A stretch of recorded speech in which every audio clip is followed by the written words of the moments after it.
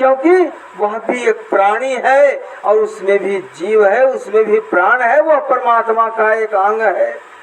उसे परमात्मा ने बनाया है, तुम्हें मारने का कोई अधिकार नहीं है। लेकिन यहाँ इस संसार में देखो रोज हत्याएं होती है, कोई मनुष्य को काट देता है, एक आदमी दूसरे आदमी को काट देता है, आदमी जीव जंतु को काट देता है, हजारों खस्सी पशुएं रोज कट जाती है, रोज मुर्गा मुर्गी कट जाती है।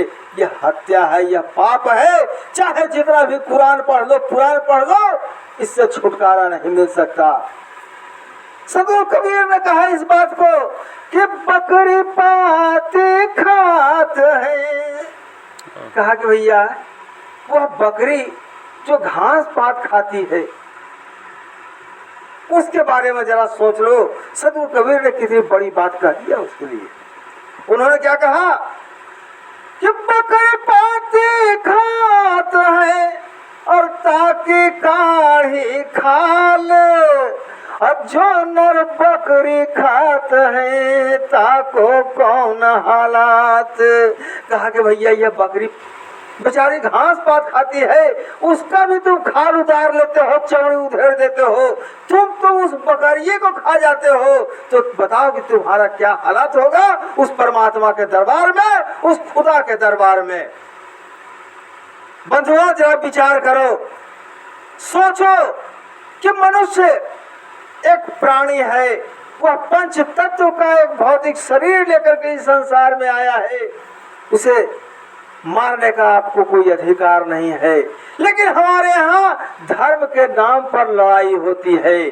वह हिंदू है, वह मुसलमान है, वह पारसी है, वह सिख है।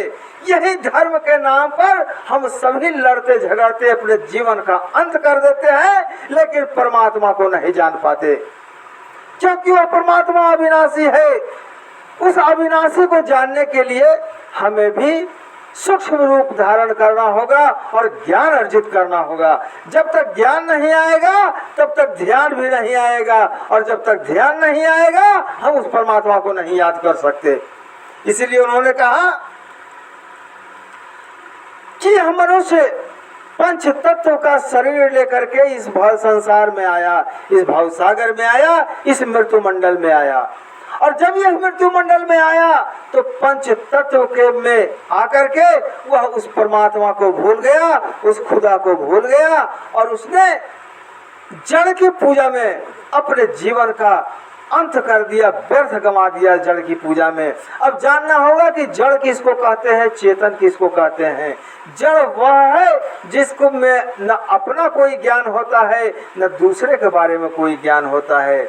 जैसे हमारे जितने भी हाथ पत्थर के भगवान बने हुए हैं, उस भगवान में